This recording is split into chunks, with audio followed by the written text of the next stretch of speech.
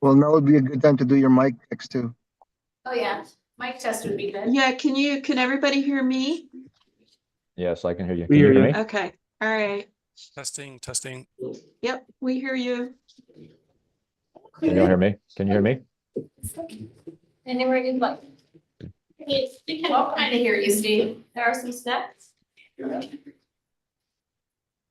Yeah, Can I you hear? see we've got about 20 people in the Chris? online so far. Can we test you, Chris? Can we hear you? Test. Awesome. Thank you.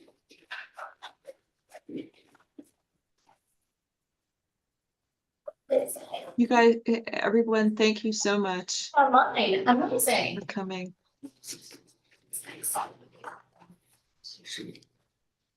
You guys, because it's 57 RSVP, so somewhere land. In somewhere land is where we are.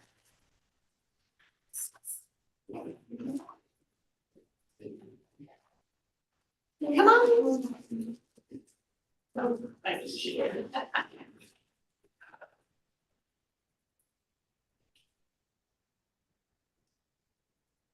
What program are you doing? What program are you doing?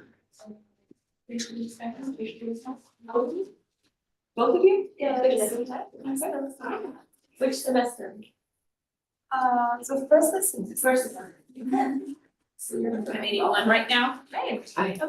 Good, how are you? 581? You may want to sit there, so you can see the screen. Or you can Yeah, we'll just have turn around. Who's my lady behind me? We'll do the 2 rows. You can come in, we'll do 2 rows. She's coming later.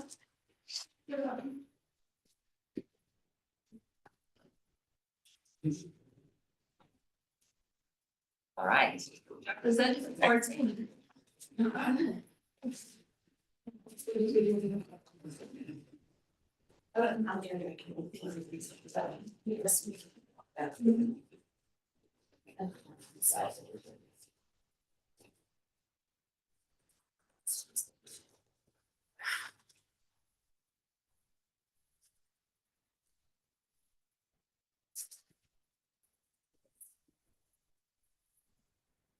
So we're live and we're open and we're all set whenever you're ready.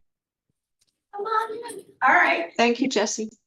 thanks, Jesse. I'll go ahead and get started then. Come on in. Yep. Hi, welcome. Let's see where am I? I'm right there. There we go. I know.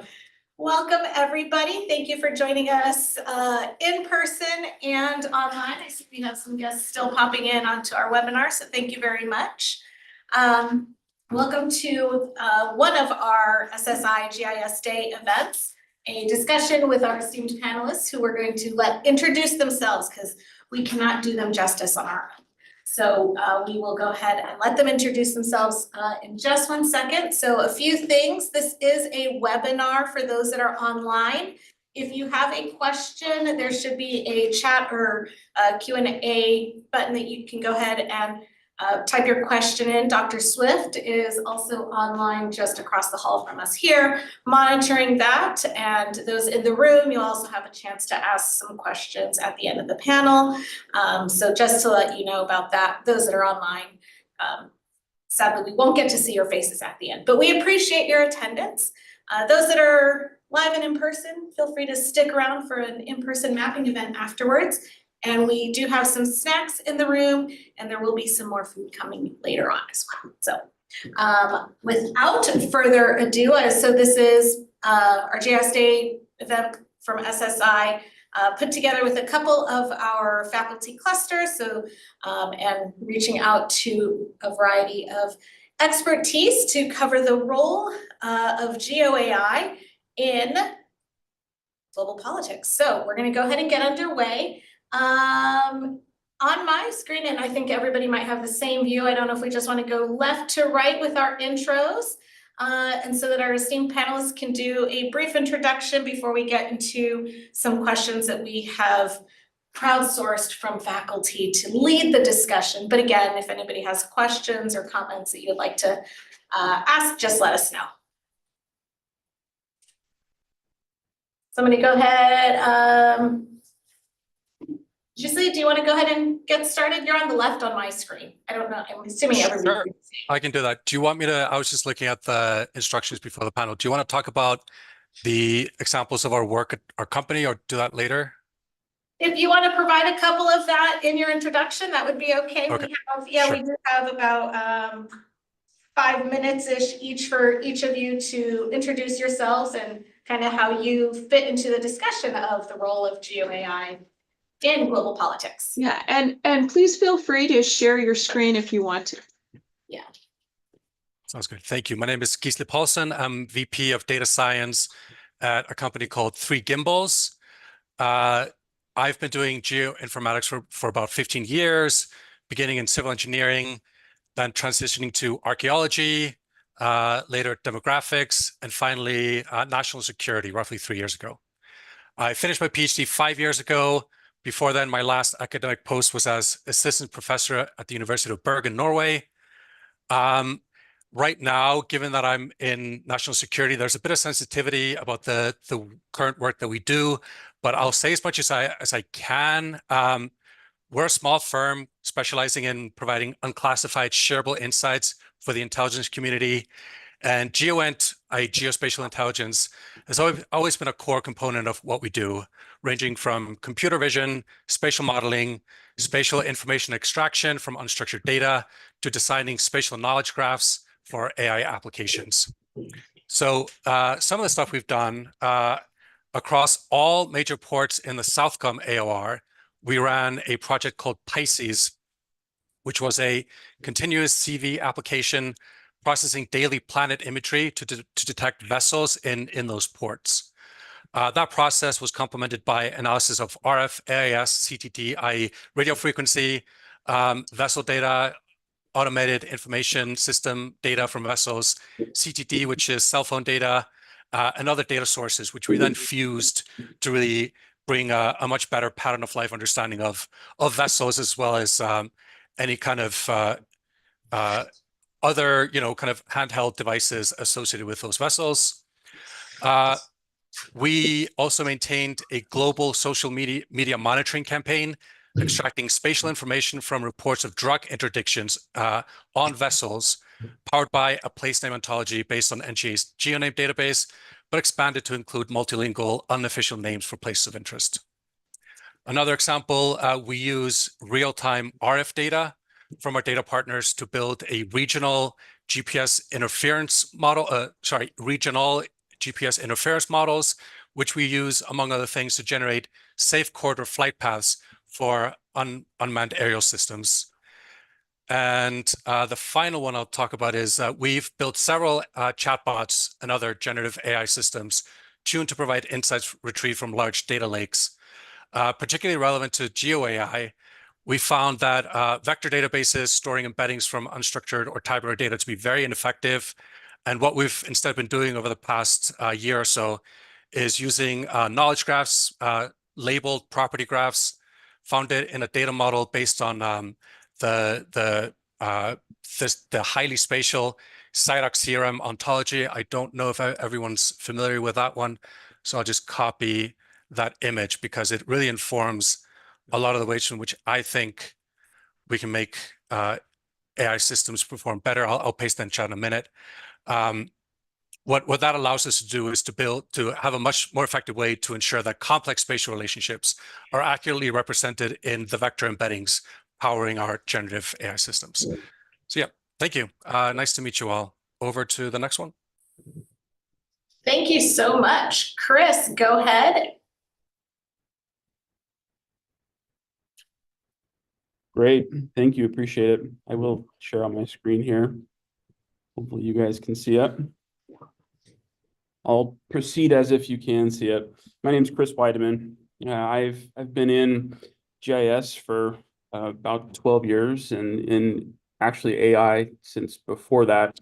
I first got into machine learning back in 2011, where we were building some optimization models for the federal government. And not long after that, got into GIS, where my first real into GeoAI was using some machine learning to extract location data from social media sources. was a great fun project.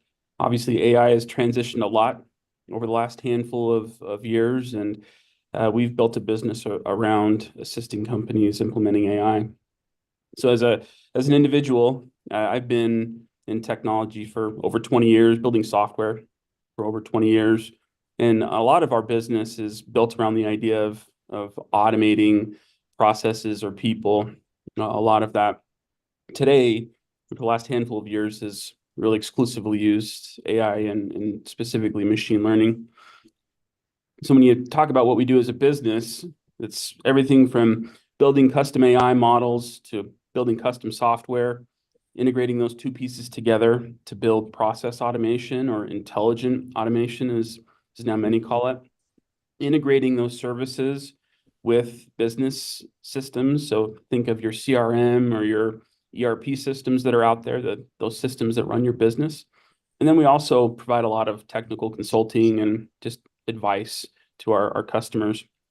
When you look at what does that look like, there's a lot of examples. I tried to pick a few that had some location relevance, and a great example of how we can use these tools in our day-to-day is in health and safety. We built a great tool for a construction company that allows the health and safety manager to walk their construction sites. And as they're walking the construction site, they're recording what they're seeing, having a conversation with their phone effectively. And then when they're done, they upload that video to their system, which then the system begins to extract information from the video, the transcription. It's doing named entity recognition to find location, the equipment that's on site. And ultimately, it's building a site inspection report, which then allows the health and safety team to generate these reports that are effectively required to continue construction in a very efficient and effective way. This also helps them really start to get into analyzing the information that they have and doing a lot more with traditional health and safety, and frankly, in a much more effective way. But this isn't just a problem for construction. Most industries have very many processes or automation needs that frankly are enabled by both location and AI. Credit unions are another great example. We've done a lot of great things for credit unions. One of an interesting tool uses location and language data that we extract from member data at the customer side on the credit unions to help assign them the correct customer service response roles, meaning that if someone's calling in from a neighborhood in a specific part of the United States that may have a way of speaking that's different than other call centers, will assign the members to the area that they'll have people that they're familiar with the language style. Hey, Chris, can I interrupt briefly? Yeah. We do not see your screen, just No, you FYI. don't, huh? No. Do you see anything? No, you haven't started sharing. We see you, yeah.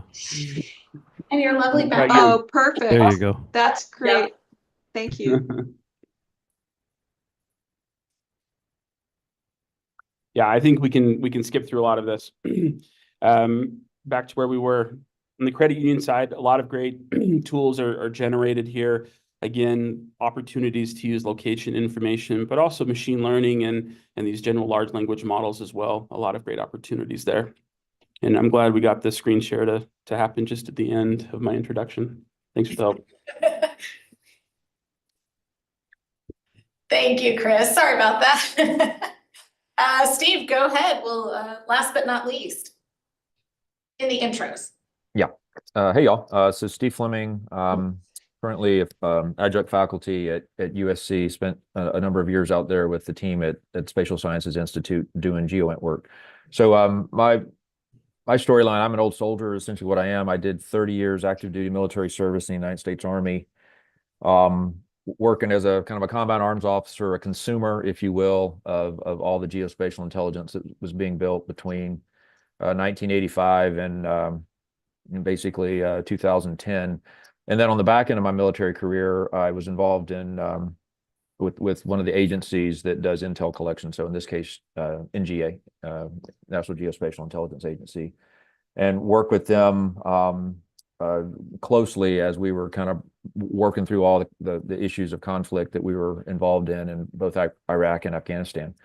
As part of all that, I had a chance to serve at the United States Military Academy with a .edu, so similar to what we see at USC, a teaching institution, where I was essentially trying to translate what I was learning and doing in and around the Intel community space into education. And that was if you will, the springboard out to University of Southern California when I completed my military career in 2015.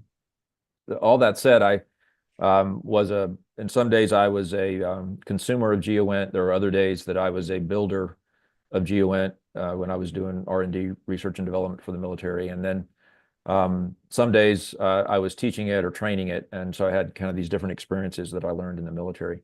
And what I did see through all of that was the development of AI as it became something that was, more and more thing. And obviously today it's a thing. I'll say this at the outset.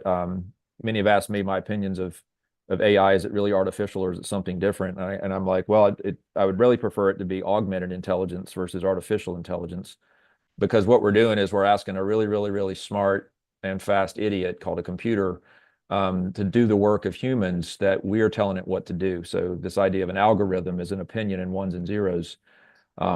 And we are the ones that develop it and essentially have all the biases and everything that come with it, and building it as a tool to help us make decisions.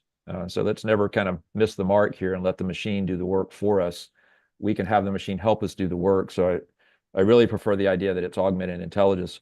And in that, those that are building these systems, looking at the world through different lenses. So the unclassified lens, which we do routinely in this, I think, conversation today, but then there is the classified lens that you look through, which is a different set of data, a different set of tools, a different large learning model that you're dealing with that's helping you make decisions. And so I'll maybe stop my part of the conversation. And my experiences have shown me that that AI is extremely powerful, recognizing that we know the limitations of the AI that we're using to assist us in making the decisions. And so in the national security space, whether we're talking about the Southcom, AOR, and so let's get away from, I guess, all the acronyms. So this is Southern Command area of responsibility. So what that includes, because we heard that term earlier, it's essentially everything south of Mexico, and it includes the Caribbean, but it's essentially all of Central and South America, including the Caribbean. And the United States is proper is considered with Canada Northern Command, and then there are all these different regional commands around the world. So whether we want to talk Indo-Pacific or Europe or Africa, each one of them deals with a different set of AI challenges. And a lot of it has to do with the language model that they're using based upon many things, to include languages, literally languages, and how those languages are being interpreted by, in this case, the machine. So as good as it is, we need to obviously proceed with tremendous caution when we're thinking about how to use it in response to national security issues. It's not just like, how do we get to the grocery store and pick the best thing that we're putting in the basket tonight? And so I think it's important to have this conversation today about the uses of AI for national security. Great, thank you so much for those wonderful introductions. I think that each of you actually touched on something that we were kind of discussing right before we started here, and that is actually to provide, we like to throw around, we being the general public, we like to throw around AI and GeoAI, especially today on GIS Day. And so, although not one of our prepared questions, something that you each touched on in your own way. Steve, you mentioned it being, you like to think of it more as augmented intelligence as opposed to automated. And Gisli, you also mentioned it, if whoever wants to kind of go in the foray first of, could you provide our very broad audience here? Because we have undergraduates, we have graduate students, we might have some general public that have joined our webinar. How would you define GeoAI? I don't know who wants to go first. Should I pick one? Yes, pick one. All right, I'm gonna give Steve a break, and also because you decided to kind of lead off with the augmented intelligence. So I'm gonna go back to our beginning, our first panelist here. Gisli, kind of a broader definition of GeoAI, because you also brought up the term first. I brought up the term because it's in the title of the panel. I honestly And do you not brought in use the it. geo aspect as well. You did bring in the Correct. aspect of the vector data, so that's good. I try to be a little bit prepared. Thanks. I was a little bit apprehensive starting because I presumed that there was a large academic discourse using that term that I have not been following, given that I'm now in industry. But of course, AI is obviously much broader than generative AI. It involves machine learning, unsupervised learning, supervised learning, all kinds of clustering, all kinds of just mathematical models that are trying to get to some sort of efficient classification task or what have you, methods that have been around for decades. If we had been talking, if this panel had been happening 10 or 20 years ago, it probably would have been all about computer vision, right? Now, given the pivots, the recent pivots in AI, we're generative AI is probably top of mind for a lot of us. And so what I tried to, my approach to GeoAI was kind of thinking, what are these recent, very explosive developments in LLMs?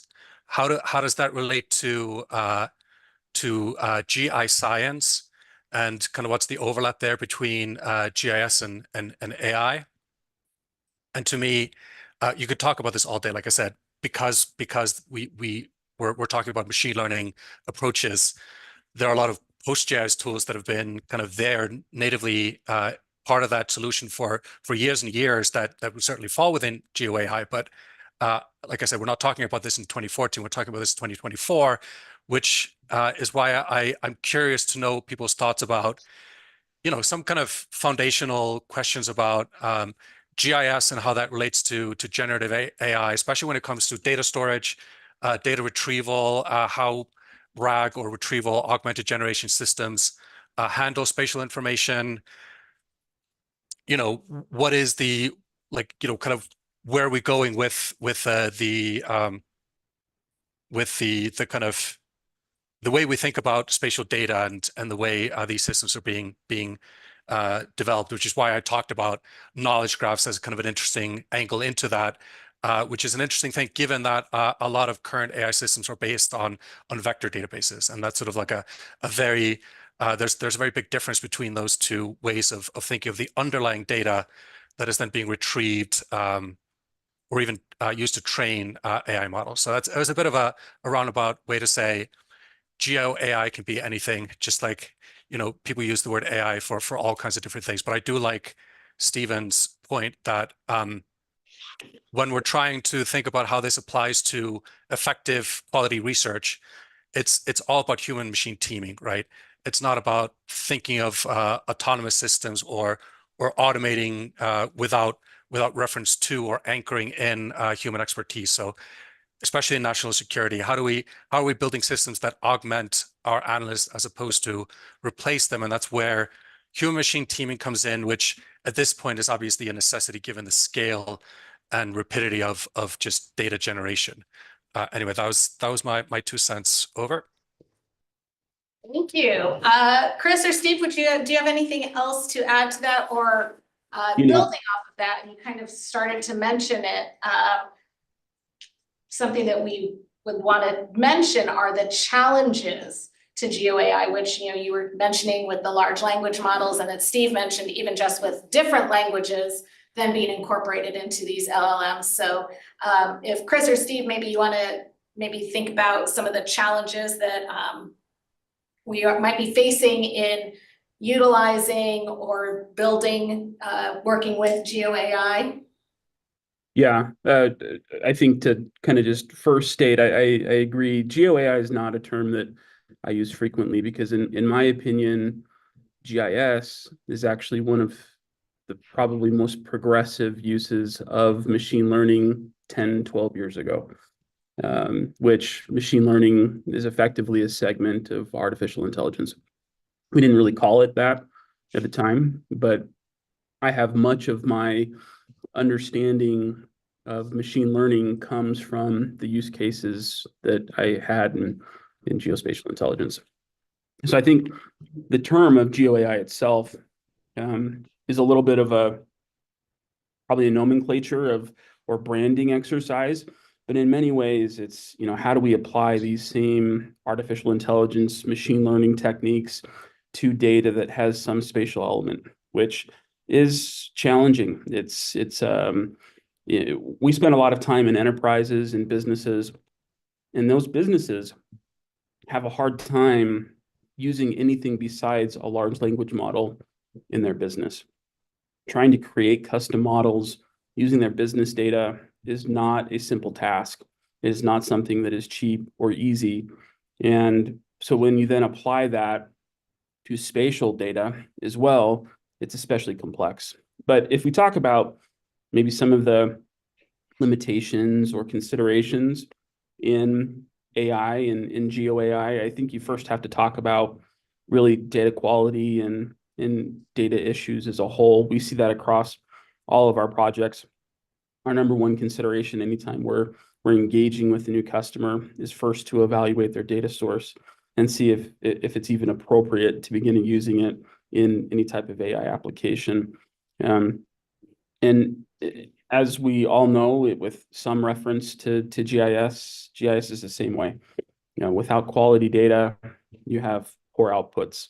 And I think that this is only amplified even more when we start using it in an artificial intelligence way, when we're trying to build upon just the idea of spatial reference and instead augment or create some form of new information using pick any one of these computer uses with our spatial data. The other side that I think a lot of people maybe hear about but don't completely understand is the computational constructs that are there. There is a lot of compute that goes into doing AI in the right way. And that's not for us to use necessarily and output of ChatGPT or Claude or Gemini or whatever we want to call AI and the tools we use today. But to get to that point, and then to have an application that's running these models takes a lot of compute, so much more than we have today. There's effectively a scarcity of compute in many ways, and when you have a scarcity of compute, you also have a scarcity of energy. And so there's a lot of constraints that go into not only the things we deal with today, but I expect how as an industry we will have to evolve over the coming years to overcome those constraints. And either by reducing the compute, reducing the energy costs, finding ways to augment the data so that it has quality and can be used. But there certainly are many challenges that we face as we're trying to build new tools, new information, use AI and machine learning in new ways. And I would classify those as kind of the top three challenges. Thank you. Oh. Lisa, did you want to interject before Steve goes in there, or was that a default hand raise? Oh, no, maybe just if you don't mind, Steve, since I totally agree with the compute issues, and it's why exploring small language models, which can then be optimized for spatial awareness, I think are a very good way forward. I can't remember exactly the numbers, but people have been testing just how much of these huge LLMs is actually being used for certain tasks, and it's a fraction. So you can talk about all the parameters, and you might have less than 1% of all those parameters that have been tuned at a cost of millions and millions and millions of dollars, which are rarely being kind of leveraged for certain task completions. So a lot of people are looking at SLMs as a better method for more kind of limited tasks, but especially when it comes to business applications and other sort of types of applications where it's clear, where the kind of approach is very clear. Using the general language model every time is not going to be the most effective way forward every time. Sorry, over to you, Steve. No, no, I think it's super important that you made that comment. So I guess my thinking is you had asked the question of GeoAI and Reader's Digest version of the definition.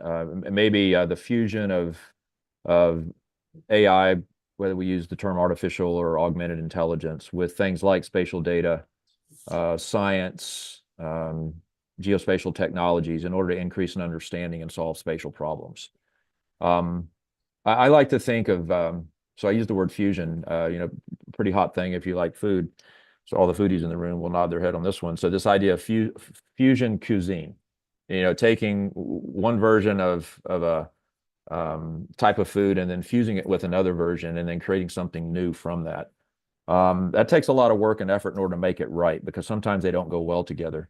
I think of the folks in this process that create the recipe as the one that's designing the algorithm, figuring out how to fuse things well and bring things together using AI tools and understanding, as kind of introduced here by the panel members, different components that are really important. So whether we're talking spatial data and data science, or how maybe a certain algorithm works with a large language model or a small language model, there's someone that's going to design the recipe. And then there's going to be the one that prepares the food, which would be the consumer, if you will. So in the world that I have grown up in, one person may go out and collect the data and do some of the analysis on it, and someone else is going to create the products and the recommendation to the decision maker. And they have two different roles in doing that. But both have to understand what each is doing in order for it to work. And back to the concept of scale, it's one thing to build a fusion meal for a small dinner table, and then something very, very different to build it for a banquet. And so the idea of starting small and preparing a meal small using a small language model, understanding what the recipe needs to be, and then testing against the person that's going to prepare it at small scale and ensuring it can scale in order to meet the banquet, is to me a kind of a good metaphor about how this is all kind of unfolding in front of us. When I think of the workforce today and then in the future, we're certainly not about replacing the workforce. We're making the workforce better. But what that means is the workforce has to be talented differently. So the folks that are building the algorithms have to understand what the person that's going to use the algorithm is going to use it for, and vice versa. And that takes a huge lift in order to get that right. We might be changing roles, having analysts do more work in creating the algorithms, and then other analysts learning exactly how to use that tool in order to create a product. But it's certainly not workforce reduction. It's making a better, brighter, more purposeful workforce through the use of the tool. And I love the word teaming. It's machine, human teaming. Probably better said, if we're putting things first that need to be first, human machine teaming, first things first. I like that, and you definitely led right into the next question, are very specific examples that we would be interested, I think some of our students especially be interested in hearing about how each of you might envision your solutions or the algorithms or the human machine team, the role, however you want to define it, being utilized in addressing a variety of global challenges.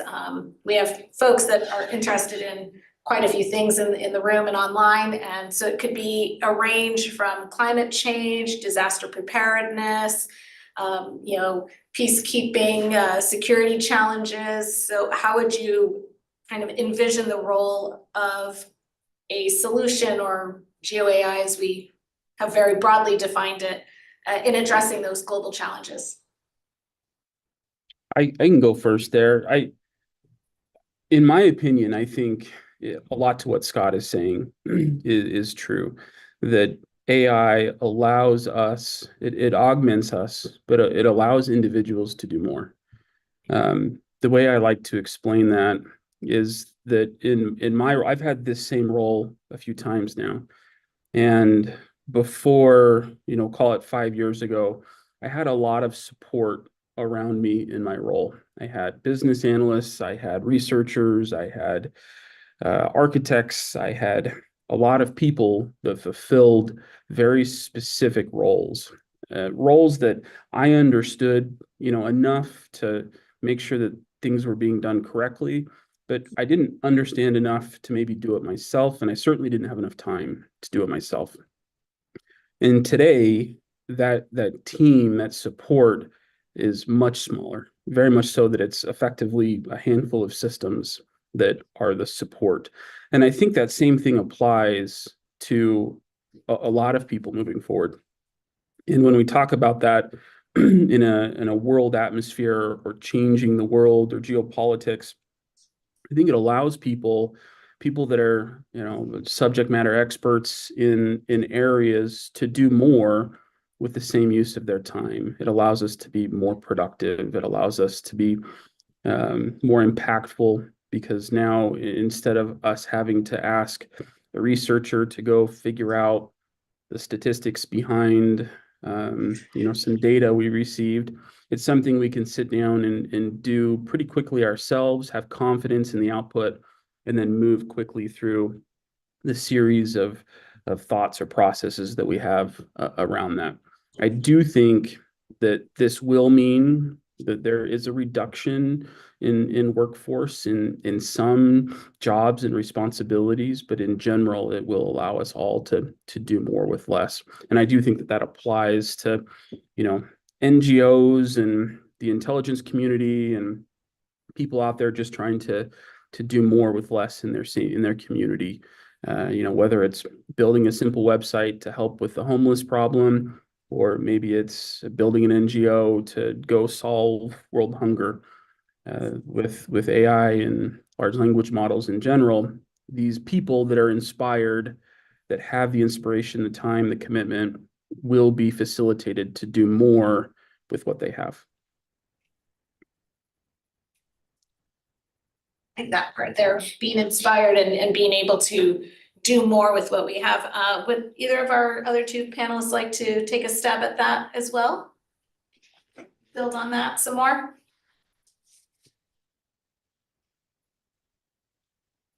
Chris, you hit it out of the park there. Sure. Yeah, I can say a couple of things on, kind of following on the same lines. The easy answer to how do we leverage, or how is GeoAI going to help us address these challenges, is just scale. It's so common to understand, you have some project, there's an investigation, there's a data collection, data review that has to happen. And just the scale of the incoming data means it's cost prohibitive or even impossible to do the work by human labor alone. So what we try to do always is automate and scale up what our analysts do while retaining the strengths derived from their subject matter expertise. So when it comes to large language models, you can use features like fine-tuning agents and RAG to start building explicit prompts. So for instance, if it is about doing natural language processing, which in many ways is probably going to be the most common task in this kind of human machine teaming efforts to just monitor global media, chatter, social media, etc. It's processing huge amounts of text. But you cannot just say, we're looking for drugs, here's a bunch of tweets, have at it, OpenAI API, model, GPT-4, whatever. That's not enough. But what you can do is say, okay, do we have a narcotics expert in-house, or can we contract or get in touch with someone who can tell us what are the words, right? What are the situations? What are the common kind of smuggling methods right now that are kind of most commonly being employed? And you build out and essentially fine-tune your model by saying, here is all of our expertise on top of what your general knowledge base is. These are the kind of words we want to be monitoring, and essentially you kind of add an ontology of your own on top of what you can use by using the sort of commercial APIs out there. So that's where I think you really sort of focus in on augmentation and just helping your analysts automate the boring stuff, so that the sort of rule, the sort of prompt workflow that is based on their own subject matter expertise can be used to process way more text than they could ever go through, and then they essentially sit downstream of that to verify the results, go back, fine tune, whatever that is. But that's kind of how I see the general approach to how GeoAI is going to start helping us, regardless of what the actual use case is. Great, thank you. I'm gonna actually throw a little bit more at all of you in this next one, and kind of building. We're still building on this. We do have a question that popped up. Okay, we're gonna keep track of that, Stephen, and we'll come back to it. I think it might actually be answered along the way as well. Part of what you all have talked about is also being able to see patterns, and especially with the example you were just giving, right? Using language models and ontologies to find a pattern, and what we can see, and where these patterns are occurring as well. One thing that we often cover and broadly in almost every subject and every class is correlation does not equal causation. And that's a really big part of what we also want to kind of try and get at eventually, are causes of certain, especially interactions and relationships between especially humans and the environment. So then kind of building off of that, the question that we have is sort of, do you think that we might be able to, or, I say can we, but how might we better leverage AI in general, or GeoAI, for sort of a causal effect? If you think that we would be able to leverage any sort of these analytics and these solutions to further examine causal effects, as opposed to simply the trends that we see. Or if we can or cannot. I guess I can start with that, and I'm going to go back to the previous set of answers that were given and try to connect a few dots. So, there's the 6 big questions that we often ask before we make a decision, and those are the who, what, why, where, when, and how. And what the AI, I think, if used properly, is allowing us to do is to get to causation quicker by answering some of the simpler questions that AI can be really good at, and be quite dependable, that it can give us the answers that we need. And when we think dependable, statistically dependable on what it can give us. And a couple of those that are quite simple, usually for AI to address, are the what it is and where it is. I mean, these are some simple things that AI can do well. Sometimes if you've got a good enough temporal data sets, that refreshing often. And so satellites sometimes can do this. But certainly with some of the systems that I'm familiar with and have used, where you have this thing called constant stare, always looking at a certain place at a certain time, the when can also be addressed quite quickly. So you can get through the when, the what, and the where. The who it is sometimes questionable, depending upon what types of sensors you can put on who is doing it. But the really tough questions that humans are really good at answering are the why it's being done, so causality. Intentionality may be another word. You start hearing terms about misinformation and disinformation. So the difference between those two is intentionality or causation. And then, the last one, if you're really good, you could figure out through backward engineering how it was done. And so it allows us to leverage AI to do some of the simple answers that get to a quicker answer on some of the really hard answers that humans are really good at answering. And those are the last 2 that I mentioned, which are the why and the how it's being done. Think about some of the analytics that we're using just to get around a city, as an example. So you think of descriptive intelligence that describes a place on a road, and I'm just using any version of the map apps that you all are using to travel around. So descriptive intelligence tells us what it is.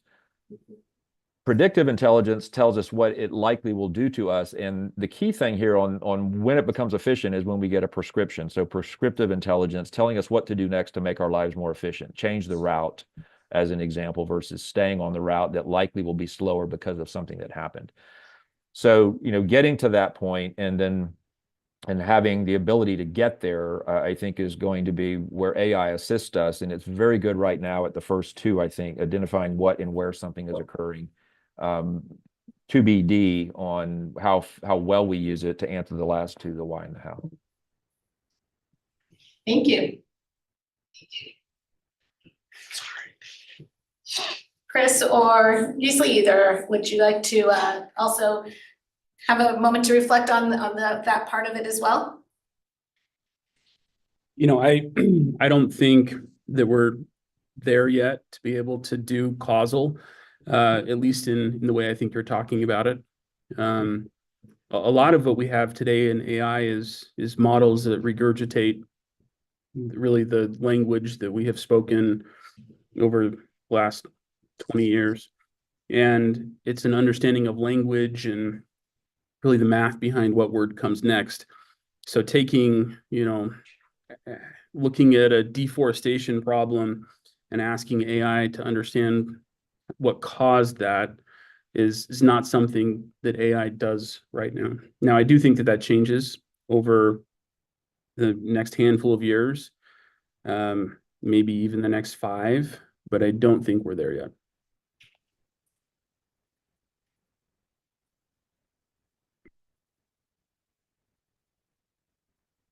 Okay. All right, so I'm gonna kind of to the question of, before we move on to the next part, the last bit here, kind of thinking about, and we've touched on it a little bit here, how we might consider intelligence gathering. And like I said, we've touched on it a little bit in terms of the language models, having the in-house knowledge experts, but so specifically, how can we further utilize a solution to transform how we, the US or other governments, local or larger governments, would be gathering and interpreting different, and therefore ultimately acting on the intelligence that is available? Or is this something that we can't really talk about because it is too security sensitive?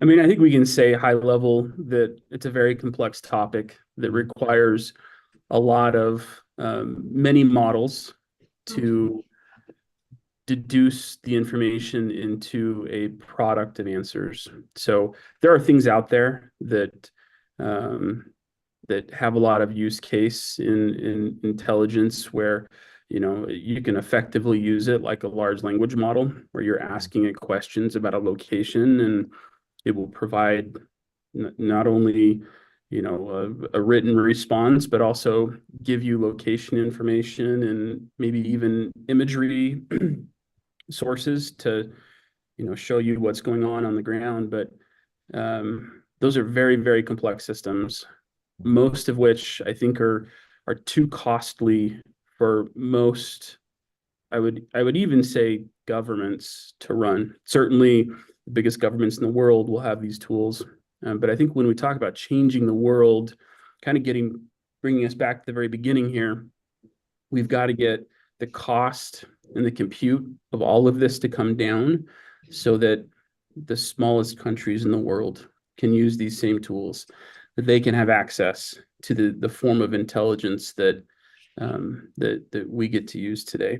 So I think it is a full circle conversation of this has to progress, this has to evolve to where this becomes, instead of this kind of multimodal, large scale model that's being used in intelligence right now, to something that's much more capable and accessible to all. Great, thanks. Go ahead. Yeah, what I thought of was a little bit what Chris showed us earlier on that health and safety project he was working with. And I'm thinking of, I don't know if you guys have heard of Processes Group, you can think of collection as you're collecting raw signals, raw information, and that will be delivered maybe in some sort of an enhanced or kind of cooked form to analysts. But what I'm seeing more and more in GeoInt is having that kind of situational understanding almost directly in the collection process, where that gets kind of contextualized and maybe sort of formed into the kinds of reports that decision makers are used to seeing right away. So in which processors groups, for instance, tries to build these situational understanding semantic data models where if you are collecting information on the ground, let's say in a hostile environment, rather than just getting a bunch of signals, you would get an action plan, right?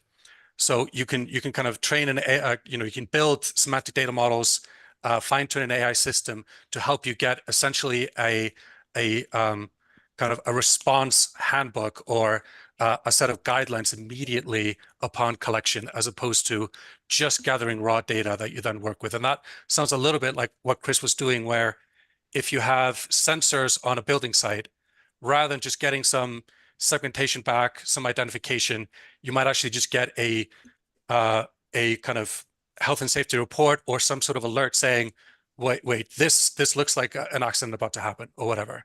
So to me, when I heard the question, I kind of thought of that in terms of, again, dealing with scale rather than trying to build bigger and bigger systems, collecting more and more data. We essentially try to sort of funnel that data into insights or into sort of structured action plans immediately. And I would, if you ever have a chance to talk to the people at Processes, they do some very interesting stuff. And I just put the link in there, and you can see some of their services that sort of aim to try and achieve that. Yeah, I'll add a little more. I think those are obviously very good points that both have made. I think I'll add in, because there's a great question out here that talks about commercial systems, specifically something, say, from a company like Tesla,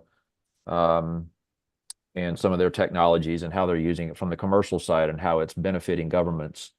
I just finished a talk a few hours ago here in Georgia with some students that are doing GIS Day, where I'm currently at, about what I talk about the government-sponsored geocaching, how it's been done for a number of years, where the government was in charge of it. And really, in the last 20 years, we've seen a little bit of a changing of the sides, that we're getting a lot more geocaching or collection done by commercial, which is augmenting government partners, and not just in the United States, but with other states, nation states. The idea of machine team, human machine teaming, what sometimes is missed is that in that conversation, yeah, humans still communicate and work with humans. Humans work with machines, and machines work with machines. And so this is something that is becoming more complex as we look at industry being brought into the discussion, where how do you build a machine that's going to team with someone else's machine in order to create a better product for the analyst or for the consumer. So a lot of this actually is going on right now. So you may or may not be familiar with this term called tipping and queuing, where one introduction of intelligence tips you to then go after and cues you to collect something different or go look at something differently through a different lens. So it could be an imint collect that tips you to then use a SIGINT collect to look at the same thing, because the imint collect tipped you to do it. What we're now seeing through the uses of AI are machines being tipped to other machines to have that other machine do something where the human's not in the loop, but it builds a more robust data set that helps build out that large language model or the small language model that we're talking about, that I think is becoming extremely powerful, and commercial industry is a big part of this. So you look at some of the big players, we know some of the big names right now, who knows what they're going to be in 10 years. But certainly they're part of that conversation, whereas before they were not part of that conversation. And so the introduction of some of the names that we're starting to see become influential in the United States are, I think, a function of how we're seeing these types of technologies being used in the intelligence world.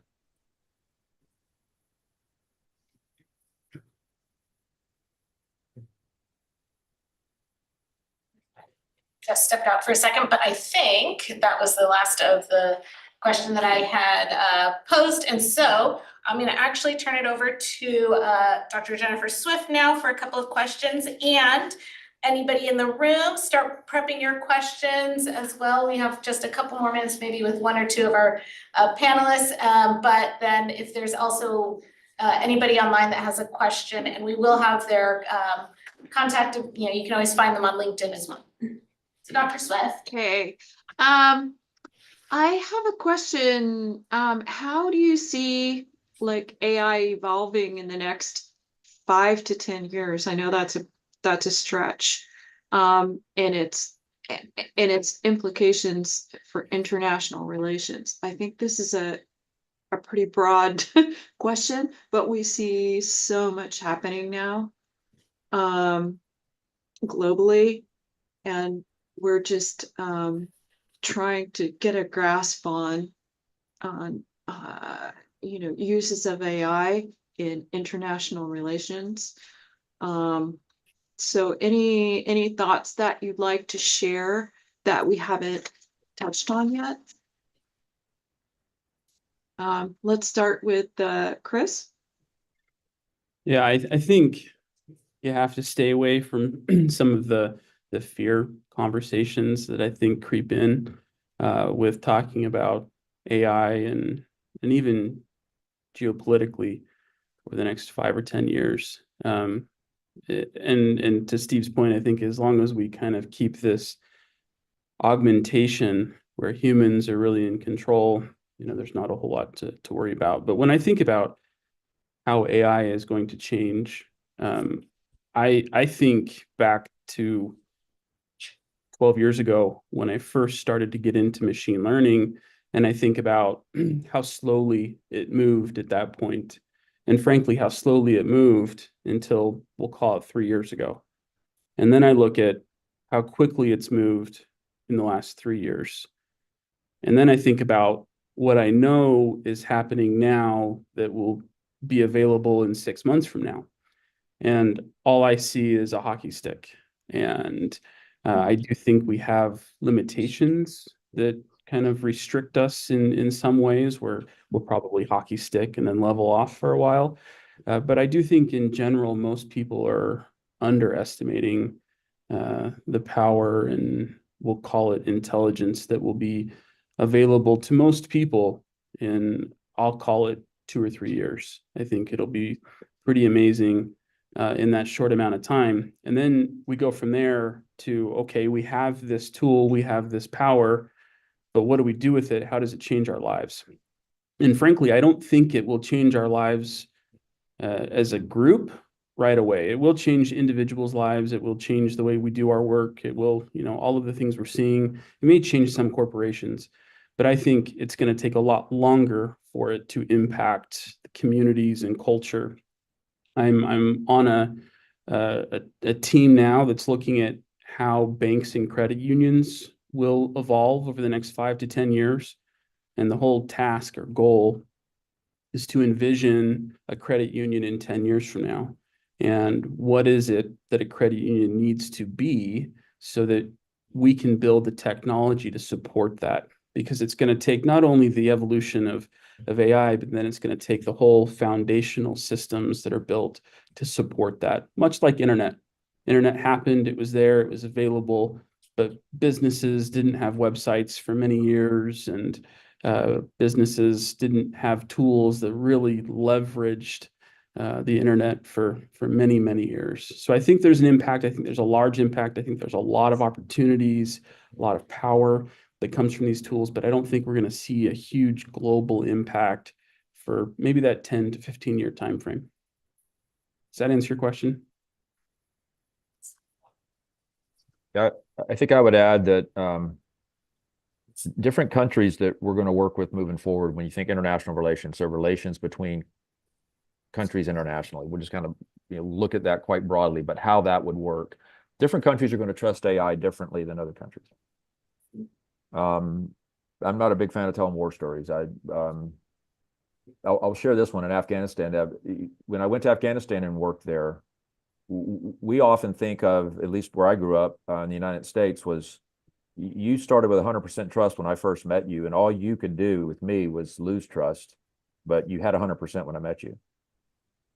When I went to Afghanistan, it was the exact opposite. You had no trust, you had to build trust. So these were two polar differences about how trust in individuals works. And I see similarly how AI is going to work. There will be certain countries that will trust this and use it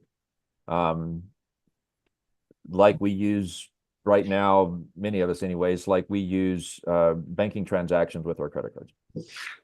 I mean, there's a fear, but at the same time, we trust it implicitly, many. I will tell you this, though, there are places in this United States where people still print out their bank statements and keep some cold hard cash under their mattress. Yeah, that's a different level of trust in the exact same system of finances. So I make a point here when we think about that and think of how AI is going to work internationally.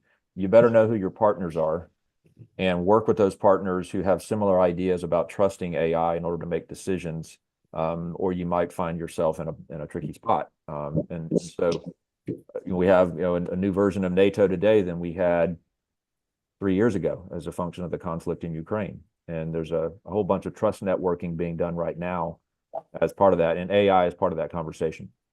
I was at a meeting a month ago in Washington, D.C. that brought together all the armies of, many of the armies of the world at the Association of the United States Army meeting. And it was interesting to hear how that conversation in Europe is currently going on with technology, about how NATO is using technology moving forward with the ground campaign. And AI was part of that conversation, in which countries trusted it more than others. So it's alive and well, and it's going to be, I think, part of how international relationships move forward, about how well AI is received by the countries that are involved in the relationships. Thank you so much. Gisley, is there?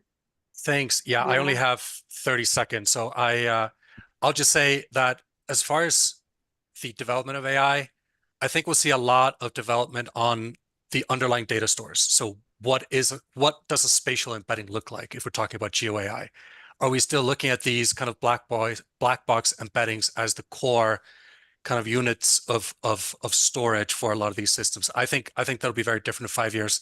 Similarly to Chris's point about the compute costs of these systems, we'll see more and more small language models that are specific to a domain. So domain-specific models, I think, will be much, much more common as, again, to Chris's point, companies start to address the data quality issue.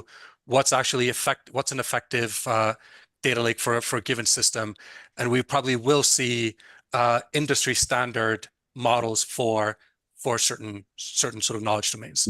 And finally, I think it's on Steve's points. I think it is interesting to go back to the question, the sort of elephant in the room, if you will, asked by Stephen Titus about Tesla and Starlink and X and all that. I mean, we've already seen Elon Musk make geopolitical decisions about who can access Starlink. I don't know if you know about Crimea and places in Ukraine were essentially cut off from the Ukrainian military because they were using them to guide GPS, UAS. So that's already happening. That's more kind of flipping it around and saying, what are these mega corporations able to do right now to influence and dominate the information space?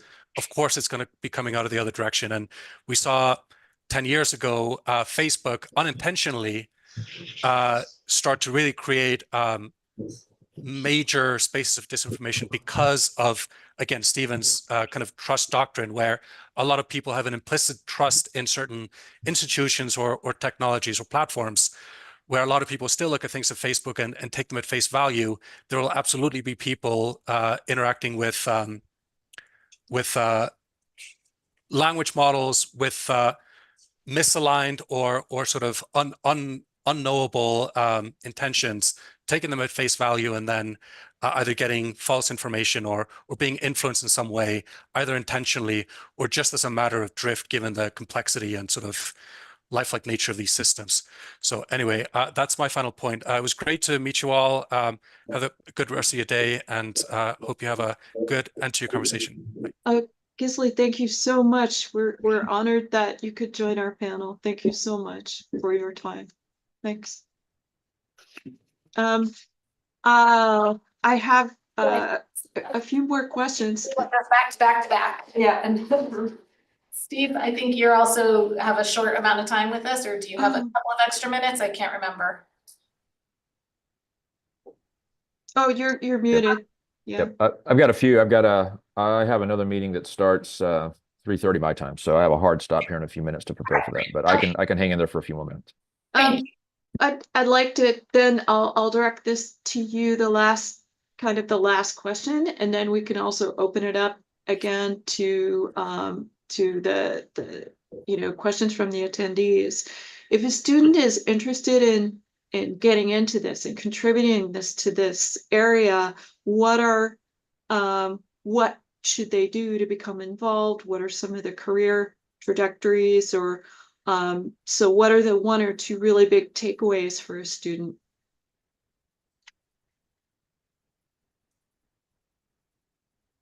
Yeah, I think we hit it a little bit earlier. I think you need to be broad in your education in the spaces that are being impacted by what we're talking about here in AI. So it's interesting. Spatial Sciences Institute has created a relationship with an engineering school. So don't know who is in the audience. I think most folks in the audience are folks from USC, but there might be others that aren't. But essentially, the Viterbi School of Engineering, obviously very good in data science and computer science, and we've coupled with them to create a spatial data science program. I like the idea of bringing together different academic disciplines in order to be prepared for the work that you're going to have to do. I would also offer that beyond those two, you need to be getting some work if you're thinking about using it globally in the international relations space. You need to go get some time in the saddle in IR. Go spend some time with the international relations, the political science folks, and understand how these technologies might be used in their places, in their countries. So you have to build your own curriculum in order to be able to do that. I don't think you can be satisfied going to an academic counselor and having them give you all the right courses in order to do it. But I would list those as kind of the top three if you're interested in using this internationally. It'd be data science, and the spatial sciences, and the international relations community would be a good way of approaching how you build your curriculum.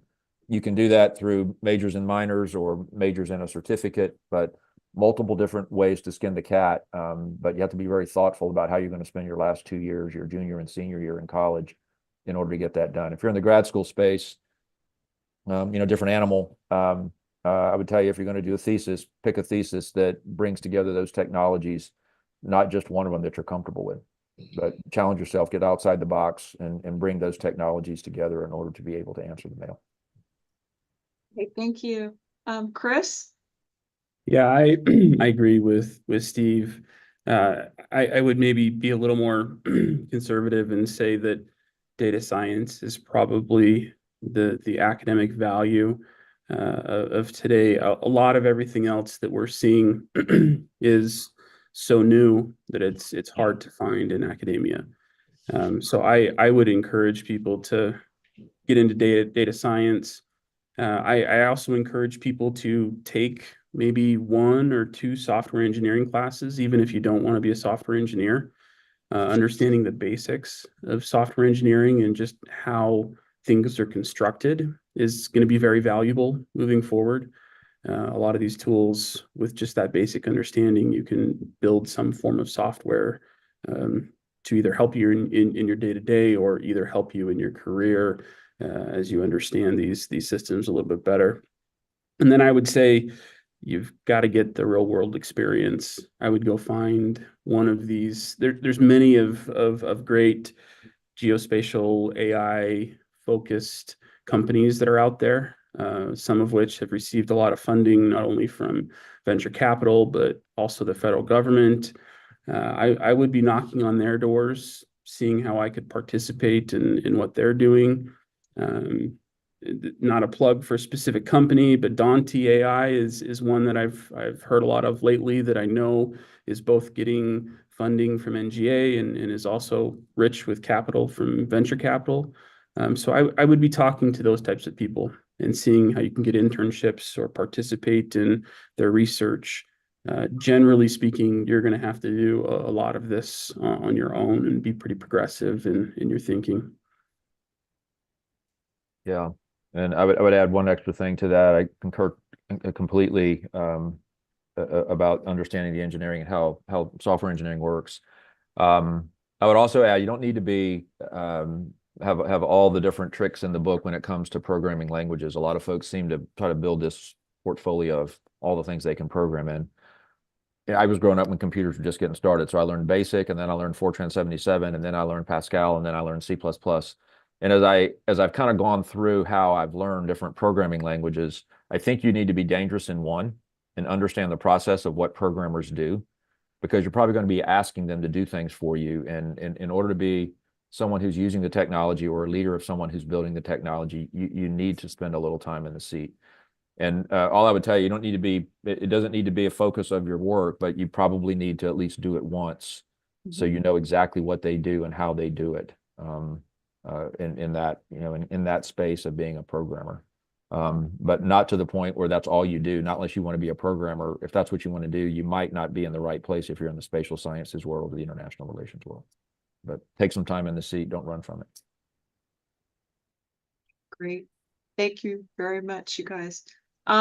We have a question, or actually, I was wondering if either of you would like to say anything else about Steve Titus's question.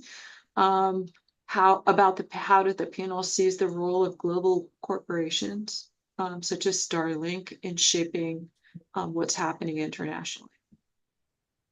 These companies are the ones that will be shaping AI over the next handful of years. AI is all about data and how much data you have, and I'm sure that's what Stephen's getting at. So it'll be interesting to see how the global enterprises, commerce, and nation states begin to interact. We've seen a little bit of it as has been referenced in Ukraine and even in the United States in some disaster recovery areas. But I think there will be other overlaps where there is access to progressive technology that may be able to allow or influence governments in some of their decision making in more kind of diplomatic ways. So I do think it's something that should be considered, should be kept an eye on. But in general, these big companies are the ones that will be making AI. They will be the ones that have the data to do it. And so they will be a part of not only geopolitics, but everyone's life. And I think it's probably pretty hard to to try to stop it at this point. I think it's just the way it's going to be. Yeah, I concur with that. Well, hey, look, we're seeing it right now, y'all, right? We're watching the news every day. We're in the middle of a change of administration. We're not going to have a political conversation today as part of this discussion, but I will say it's interesting to see ideas where administrations are teaming with industry instead of running from that conversation. Now, why they're teaming, jury's out. Is it about, it could be about an individual or it could be about a government, but I don't think it's a bad thing to see industry and government teaming when there's power to be gained on the back end of it. So enter some of the conversations that we're seeing about what's currently going on with new administration change. And 4 years from now, we'll likely have a similar conversation with the new administration that's going to happen 4 years from now. And I think it's a good thing. It's a healthy thing for in the United States for industry and government to team together where there's power to be gained by it versus the other way around. Thank you so much. We had one other comment to the panelists by one of the students who strongly recommends other programs like Microsoft Student Learn Ambassador as being a great supplement to academic training for AI and ML. And also, both she and I have been involved in Google Cloud. And for example, Google has a ambassadors, women tech makers group that you can apply to become part of that. And I just have amazing amount of resources for that. Workshops, multi-day workshops in learning a lot of different tools in computing. Does anybody in the room have a question? Jill? Do we have any more online? If not, we have one in the room. No, that's it for the questions online, unless I miss one. I think that's it. Jen, I'll add to that. It's just great to see that kind of activity. That's outside the classroom. You know, Mhm. that to me is Yeah. extracurricular. That's not something that you're doing inside of a curricular plan that says you do or don't get something on your diploma. So Right. anything that you can do, especially with those things that are industry based, so you know, what I'm looking at is Microsoft and some of the work that's being done with Google. I mean, I get it, they're working with education, but those are extracurricular activities that are awesome. And so highly encourage you to continue to do those things. Well done. Yeah, we do have a question in the room. Yeah, hi, thank you all for taking the time today. You both touched on this a little bit earlier, which is the use of social media location data and the use of AI models, but I think any other location data, as it relates to private citizens, would also relate here. So I'm interested in, what kind of groups are interested in this information? Who is this information available to, and do you have any ethical or security related concerns about the availability of this data? Yeah, that was a thesis topic of mine 10 years ago. So certainly, and I think that it's gotten better over time. It's become something that is more secure and less available. However, it's a simple pay to play today. And those companies that are willing to buy the data from these big corporations that we're talking about have access to all the location data they want from individuals. You know, you're walking around with the location device in your pocket today, and any marketing agency that has enough money can go buy that data stream and target you directly as you walk around. So it's out there. It's expensive. I do think it's something that I wish I could influence more, and I wish I could educate more people on the privacy concerns that we all should have with this. At the same time, I'm a big consumer of technology, and I have that same device in my pocket, and I don't turn off the location services. So, you know, I'm kind of speaking out of both sides of my mouth. But yeah, absolutely. I think it's a relevant topic. I think it's one that needs more research. It needs to be communicated more heavily, and people need to understand the privacy constraints that are out there. Yeah, I concur. I would also say that so ignorance is not an excuse. You as the consumer or the user of the device, you have a lot to say about that, about what you turn on location services for and what you don't.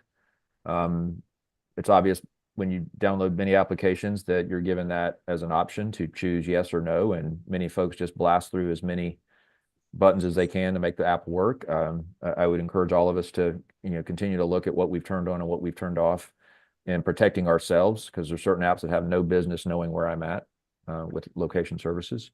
And I will say this, though, that I don't know, there are obviously some creeps out there that are using it for creepy things, but I think most of the data is not being used to find out what's going on with the individual. It's being used to find out what's going on with groups of individuals. It's, you know, creating a view of anonymous collections of people in order to be able to make decisions, business decisions about where things are either built or where things are moved or how supply and demand is met. But certainly the data can be very scary, and I think we each have personal responsibilities as well in managing what those, you know, access to our data is. Thank you. Thank you. Anybody else in the room would like to pose a question to our esteemed panelists? So something that you guys touched on earlier was that with the use of AI and its iterations, there's this large draw of compute and therefore electricity, and there's maybe some scarcity coming into play with how quickly it's being bought up and new servers needing to be made to meet the requirements of this emerging industry. How do you guys see that playing out with the rate that it's expanding? And like, do you see it outpacing our current amount of compute, our current amount of electricity, and how does that affect us? Yeah, I think we're going to run out of energy before we run out of compute, would be my statement there. I think the compute we're talking about is different than what we use for our cell phones and our laptops, although I expect our laptops and cell phones will evolve a little bit. But I do expect on the energy side for us to hit some constraints. Businesses, enterprises, industries are aware of this. They're trying to react. You'll see there's new forms or different use cases of old forms of energy creation that are being implemented, including these salt reactors that seem to have a lot of promise in data center uses. So it's going to have an impact. I don't think it's gonna take over, turn off the energy for a portion of even California, but I do think it will impact the price of energy. I think it'll have huge demand implications, and I think it's going to really push R&D on the energy side to make sure that we have the energy to allow for the progress of this technology. Yeah, I concur with everything said. And there obviously is a wild card, and that is there a new form of energy, or is there another version of how we're going to create and manage energy moving forward that may or may not be connected to the traditional fossil fuel use of energy and how we see it today. None of us have the glass ball, but we'll see how that plays out. But I do agree that right now the answer would be we run out of energy before we run out of compute power. Thank you. Anybody else?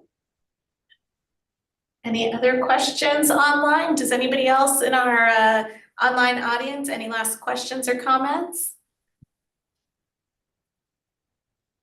I could ask a follow-up to my previous Oh, okay, question. we have a follow-up in the room, and then I am gonna allow a couple minutes because I'm gonna ask our panelists to stay on while we get the folks in the room for a photo. But I gotta have a photo on. Go ahead. Willis, yeah, follow. Yeah, so I guess I'm interested in why perhaps the government hasn't been quicker to regulate the gathering and sale and use of all of this data. Do you think we need more regulations, and what would those look like?